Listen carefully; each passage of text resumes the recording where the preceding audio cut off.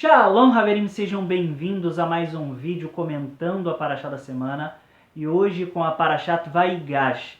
A Parashá dessa semana começa no auge da dramática saga da história de Yosef e seus irmãos. Yosef deu um jeito de incriminar propositalmente o seu irmão Binyamin para testar a índole dos seus outros irmãos e saber se eles haviam mudado, se haviam feito techuvá, ou se iriam fazer com seu irmão mais novo o mesmo que fizeram com ele nos anos anteriores. Binyamin agora deveria permanecer no Egito como um escravo de Yosef, mas Yehudá havia se colocado como um responsável por levar Binyamin de volta são e salvo para o seu pai e está determinado a qualquer custo a não permitir que nada de mal aconteça a ele. A Parashá nos conta que ele se aproximou de Yosef e por isso a Parashá se chama Vaigash, ou seja, e ele se aproximou, e então ele começa um monólogo tão dramático que faz com que Yosef se revele aos seus irmãos. Sem dúvidas, o ponto alto da série de Parashiot que contam a história de Yosef é a cena repleta de emoção quando Yosef revela a sua identidade a eles, dizendo: "Vejam, olhem para mim, sou eu, Yosef, a quem vocês venderam, a quem vocês rejeitaram."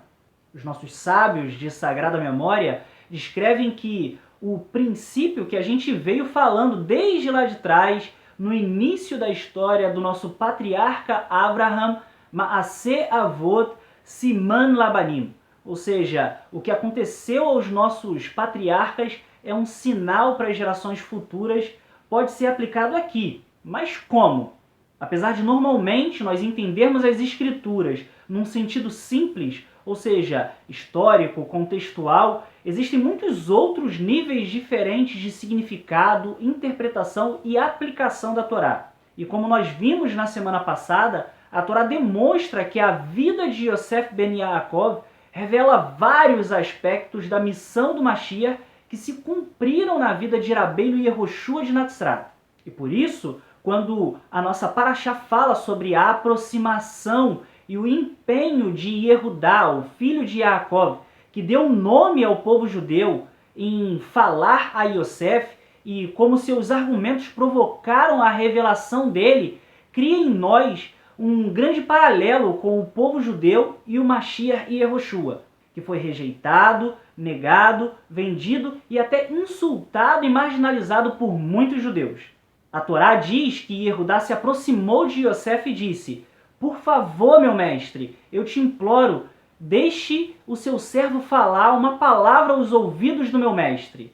A frase "por favor, meu mestre" ou "meu senhor", como consta nas versões cristãs, registrada no capítulo 44, versículo 18, é uma tradução das palavras hebraicas Bi Adoni. Bi Adoni, na verdade, é uma expressão idiomática hebraica que comumente é usada num sentido de súplica ou pedido, mas que literalmente significa "meu mestre está em mim."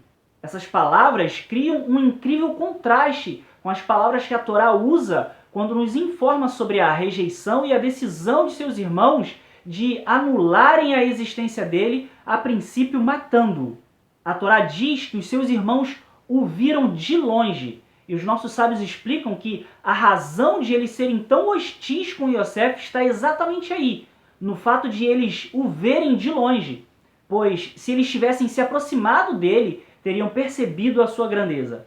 Agora, o que vemos na Parashat Vaigash é exatamente o oposto. Quando o povo judeu assumir a posição de Yehudá e seus irmãos e anular o seu ego com o fim de encontrar a verdadeira conexão com o Mashiach, com empenho, com determinação, então o Mashiach se revelará a nós, assim como Yosef se revelou aos seus irmãos. Binyamin aqui representa exatamente essa conexão, ou seja, aquilo que conectava eles a Yosef. Yehudá e seus irmãos estavam dispostos a tomar Binyamin de volta a qualquer custo. Naquele momento, era isso ou a morte. Eles estavam em um estado de completo abandono de seus ideais particulares. Nada mais importava além de recuperar Binyamin. Foi aí que Yosef se revelou a eles. Nesse ponto, Yosef não consegue mais se conter. E aquele que era visto como um estrangeiro e uma ameaça à sobrevivência e o bem-estar deles, pôde ser reconhecido como seu irmão e a causa de sua sobrevivência e bem-estar. Rabbeinu Yehoshua, em sua última semana de vida, antes de ser traído, morto, rejeitado, lamentou pelo povo reunido em Jerusalém para a festa de Pêssar, dizendo o seguinte: Jerusalém, Jerusalém, quantas vezes eu quis ajuntar os teus filhos como a galinha ajunta os seus pintinhos debaixo das suas asas, e tu não quiseste. Ah, se tu conhecesse também, ao menos neste teu dia, o que é necessário para a tua paz, mas agora isto está encoberto aos teus olhos. E eis que virão dias sobre ti em que os teus inimigos te cercarão de trincheira e te sitiarão, e te estreitarão de todos os lados, e te derrubarão a ti e aos teus filhos dentro de ti, e não deixarão de ti pedra sobre pedra, pois não reconheceste o tempo da sua visitação. E porque eu vos digo que desde agora não me vereis mais, até que digam: Baruch Haba Beshem Adonai, bendito é o que vem em nome de Adonai.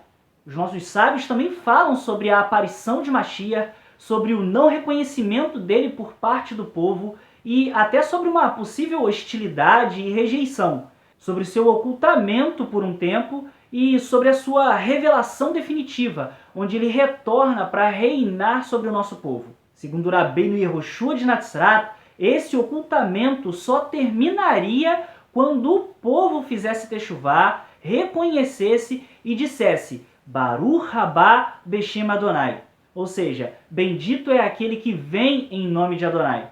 Entretanto, Baruch Haba não significa apenas bendito é aquele que vem. Baruch Haba significa seja bem-vindo, é uma saudação de boas-vindas, de acolhimento, de reconhecimento que aquela pessoa que está chegando é uma bênção vinda de Hashem. O nosso objetivo como discípulos de Rabbeinu Yehoshua, o Mashiach, é despertar nas pessoas a compreensão das palavras meu mestre está em mim, usadas por Yehudá, e que desencadearam a revelação de Yosef. Viver o dia a dia com a crença de que Bi Adonai, ou seja, o meu mestre está em mim, muda a nossa maneira de encarar a vida, proporciona respeito e admiração por Yehoshua e seus ensinamentos de vida. Em sua última oração por seus discípulos, Rabbeinu Yehoshua disse: eu não peço somente por esses, mas também por aqueles que, pela tua palavra, hão de acreditar em mim, para que todos estejam unidos como tu, ó Pai, está em mim e eu em ti, e que eles também estejam unidos a nós, para que o mundo creia que tu me enviaste. Infelizmente, durante esse grande e longo exílio, o nosso povo só tem conseguido ver a roupa exterior de estrangeiro que está sobre o Mashiach. Mas quanto mais nós internalizarmos a atitude de o meu mestre está em mim e agirmos com base nela, mais nos aproximamos da realidade do Mashiach.